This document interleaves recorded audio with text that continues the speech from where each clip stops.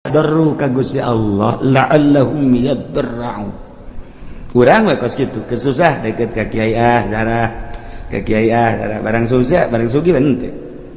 Henteu kudu loba jelema loba di urang ge nu kos kara itu teh ambalaya. Nu mantak lamun stabil bae jelema keur susah cinta Allah, geus sugih cinta Allah, berarti kan nyana henteu kagoyangkeun ku lobana dunia, berarti istiqomah hebat. Jarang 1000 hiji kan henteu.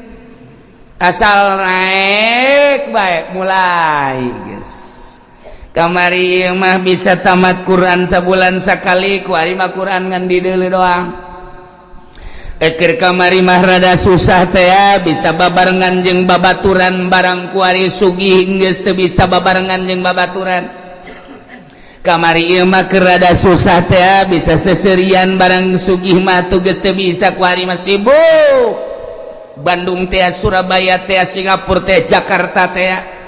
Mitrati wa bi'ahli badamu takidi minum usara wa minum duriju bidamin makana hadha jazai nasatu lakum antuklifuni bisuin fidhawi rahimi. Ketika hiji manusia hiji umat di negara, kemudian ku Gusti Allah teh diturunkan seorang nabi titah dakwah ngajakan nauhidkeun ka Gusti Allah. Umatna didinya teu percaya ka nabi tersebut inkar, ku Gusti Allah selalu diberi siksa dengan cara siksaan teh ku kasangetan fakir, penderitaan gering dibere ku Gusti Allah teh paila datang ka hes. Timbul penyakit. Maksud Allah kitu teh supaya berpikir manusia. La'allahum yatadarra'un. La'allahum yadarra'un. Dibere susah ku Gusti Allah. Dibere garing manusia. Maksudnya supaya jelema tadarru ka Gusti Allah, nurut ka Rasul, nurut ka Nabi nu diutus ku Gusti Allah. DPDP supaya tunduk, supaya ngarendahkeun diri, anu dimaksud kadituna supaya percaya iman ka Allah, iman ka para nabi-nabi Allah subhanahu wa ta'ala. Eta umat nu baheula teh kitu tah heula tah. Eta teh sebagai contoh nu baheula. Cak Gusti Allah terus datang ka Kangjeng Nabi Muhammad, datang ka sabada Kangjeng Nabi Muhammad teh dikitukeun bae bakalna. Kayak dibere susah, dibere garing. Maksudnya supaya iman ke Allah. Indonesia baheula teh di zaman kitu Belanda. Urang nu nyaritakeun di zaman Belanda, dongeng-dongeng bapak urang baheula, emak urang baheula. Ngeunahna cente lantaran eueuh roti. Boborosan kunyana dicabut geus mah boros pare, geus mah boros kalapa, boros panan pandan dan lain sebagainya didalahar kunyana kunaon eta lantaran eueuh bala-bala didaharkan kunyana susah kabladieuna terus kaleuweung diteangan kunyana buat tangkal ieu yang ngeunah ieu aya suag dicabut dibawa ke imah terus dipasian terus dikulub golotrok di dahar di kalapaan caknya langeun aya tetangga nu nurutan fajar suag kunyana hareng badur mabok nya eta kan zaman eta teh zaman susah. Nah ieu zaman susah ya dibere susah ieu keur zaman harita baheulanan zaman nenek moyang urang baheula. Jadi ngeunah bejana sagala derwak, ngeunah nu asak mah sagala cente, ngeunah sagala kingkit, ngeunah sagala kitu katokak, ngeunah segala rupa kudu eta atuh kapan eueuh dahareun nu aya eta atuh geus lamun urang nyaritakeun zaman kamari ieu beuh nyabot dangdeur masyaallah segede jempol teh di pasianan di dahar atah-atah isuk-isuk ku amis yak nyana loba dahar kuari mun teu nyeri beuteung kunaon sebab eueuh dahareun zaman eta mah ngeunah jasa zaman kula bae ge lamun urang ngadahar kitu nyaritakeun tentang ngadahar naon dangdeur atah pernah ngadahar kitu huwi nu atah ngeunah ngadahar sao atah ge ngeunah sao atah ya Allah ya Rabbi ku ngeunah eta sao teh komo rada mengkel-mengkel ya Allah sao atah tidak nu mantak baheula lamun aya rujak tumbuk teh rujak tumbuk mantep jasa lantaran sagala araratah araraya ngeunah kuari mah kuari loba dahareun teu ngeunah nu kos karitu nah ieu dibere hararese ku Gusti Allah tapi eta jelema lamun ba'da magrib breng ngararaji ka imah ustad nu tinggalin ngaraji kabeh mari ustadna ge teh yang dibayar jeung hayang-hayangan ge nu mayar ieu eta masuk kalat duit teh aduh bisa jana maca Quran aju anu rada gede mah pan baheula ngajina teh rada panderi mimiti nu ngejah heula aju nu gerde geus ka Quran aju balik-balikna kan ka masjid di masjid paling jago nyana nakol bedug hiburanana teh nakol bedug hiburanana sakitu dagdugdug geus eta hiburan nyana sakitu doang geus baheula mah aman bere ka belah dieuna terus mahmur ku Gusti Allah teh terus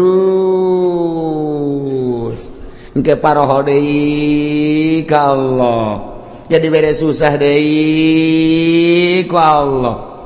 kuari leletikanana ya kieu bae ieu mah keur carita perorangan bae ulah kabehan ada perorangan ieu kege kaharti kakabehan ieu kege kaharti kakabehan Waalaikumsalam duh Kiai doakeun kula naon kula dek dagang Kiai aduh boga modal supaya maju bae namun maju mapan masjid tuh omeaneun jangnya teh pondok pesantren amis ngeunaheun kadengena kana ceun ngeunaheun biasa geus pokona mah kula mah ibadah bae geus doakeun ge padahal teh doakeun ge wae sugih subeng ieu keur carita perjalanan ieu cek ya itu sing bener itu si dagang kayak seminggu datang deui kedua minggu datang deui wah gede hiji Waalaikumsalam roh bari geus dia bantingkeun kopiah ge blek sia kunaon ngabantingkeun puyang cenah kieu doakeun ieu kunaon hayang bisa ngazakat cek dah mantap jasa eta ngomong hayang bisa ngazakat berarti hayang sugih kan hayang bisa ngazakat cenah kuali teh bisa ngazakat lain hayang ngasugih teuing kunaon hayang bisa ngazakat hayang nyaho ibadah zakat sia ngomong pinter amat eta berarti hayang sugih ya doakeun lah kieu cenah kudu maju geus doakeun sebulan sekali datang sebulan sekali terus dibere maju ku Gusti Allah nu kahiji maju nu kadua maju blek rada lambat kayak makanya 3 bulan sekali Waalaikumsalam kiai hampura teu bisa ka dieu bulan-bulan kamari mah ku ada sibuk masalah sih ieu mah doana bae geus kiai set balik deui nya ka Jakarta atau ka gede satahun teu datang Waalaikumsalam aduh kiai gula kan bisa lebaran doang cenah ieu ka dieu kunaon emang sibuk cenah masyaallah geus doana bae kiai mah pokona mah jauh di mata dekat di hati masalah segala dalil segala tuh dalil-dalilnya na tuh gak masalah beli mobil plang geus teu ka kiai asal teu ka kiai bae berarti salat ge wallahu a'lam salat ge wallahu alam aya zuhur ke asar henteu aya asar zuhur henteu kabelah ditu lah zuhur henteu asar doang zuhur mending geus sekaligus ulah henteu keur ngalamun mah salat ngana ge henteu deui sugih dibere amruk meunang 5 tahun sugihnya atau 10 tahun berat ka dunia atuh ngaranna plak datang deui kiai mage Waalaikum Waalaikumsalam lu kiai kunaon jadi duh orang kos kieu nya kiai aya kamar wajang kula deuk mondok bae macem-macem sagede mondok nek naon geus teu kuat cenah hirup ieu horeng kos kieu lah dunia sakumaha kieu sok didongeng-dongeng kunaon emang ambruk kiai dagang bara tahun 10 tahun kula teu ka dieu sakali da ka dieu kula ambruk aing mah pake kokoset bae tuh Gus ya teu meunang tak kiai ngomong kos kitu teu meunang ieu keur carita doang segala kokoset segala naon tah ieu keur carita bae jelema susah datang ka kiai berarti kan carita kiai berarti nyana ngadeukeutan Allah senang po ka kiai kajian ieu mah keur carita ka kiai padahal mah hakikatna mah ngajauhan ka Allah kan tuh jauh keur susah mah jelema deukeut ka Allah keur senang mah jauh ka Allah nu matak hebat jasa jelema lamun keur loba sagala deukeut ka Allah hebat jasa carang jelema deukeut ka Allah teh mun geus kajepit jasa tinggal buntut tapi utak bae eta bisa kula keur carita di Bandung mun ente ka Bandung aya di dinya ngaran kitu toko Al-Masum nyaritakeun deui aya naon ngaranna pom bensin Al-Masum mushola Al-Masum masum Bandung loba kori aya pondok pesantren Al-Masum aya yayasan Al-Masum loba bank boga Al-Masum Bandung